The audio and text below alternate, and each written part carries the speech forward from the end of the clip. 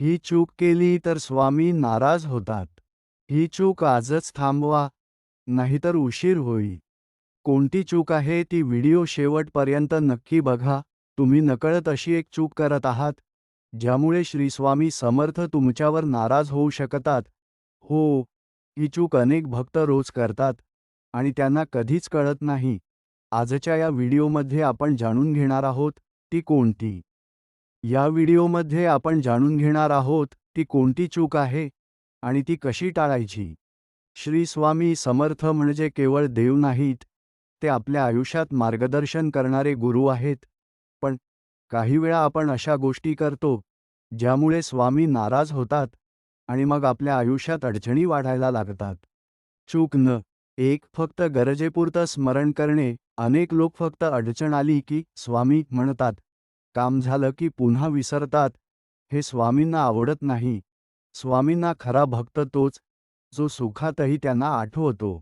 त्याच्यासाठी रोज 5 मिनिट तरी जप करा.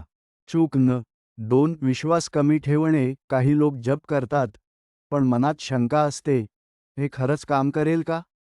हीच सर्वात मोठी चूक आहे. विश्वास नसला तर कृपा कशी मिळणार? त्यासाठी उपाय पूर्ण श्रद्धा ठेवा. चूक न 3 चुकीचे वर्तन. खोटं, वाईट बोलणे. तोंडाने स्वामी म्हणतो, पण वागण्यात खोटं, वाईट शब्द, राग. हे स्वामींना कधीच मान्य नाही. त्यासाठी उपाय चांगलं वागा, इतरांना दुखवू नका. चूक न 4 आई वडिलांचा अपमान. जो आई वडिलांचा आदर करत नाही, त्याच्यावर स्वामी कधीच प्रसन्न होत नाहीत. त्यासाठी उपाय रोज नमस्कार करा. चूक न 5 गुरुचा अनादर. गुरुशिवाय ज्ञान नाही आणि गुरुचा अनादर म्हणजे थेट स्वामींचा अनादर. कधीकधी आपण म्हणतो, मी इतका जप करतो तरीही समस्या का येतात? उत्तर सोपं आहे. कदाचित आपण नकळत या चुका करत आहोत. आजपासून या चुका थांबवा. रोज फक्त 5 मिनिट श्री स्वामी समर्थ जपा. मनापासून प्रार्थना करा. स्वामी तुमच्यावर नक्की कृपा करतील.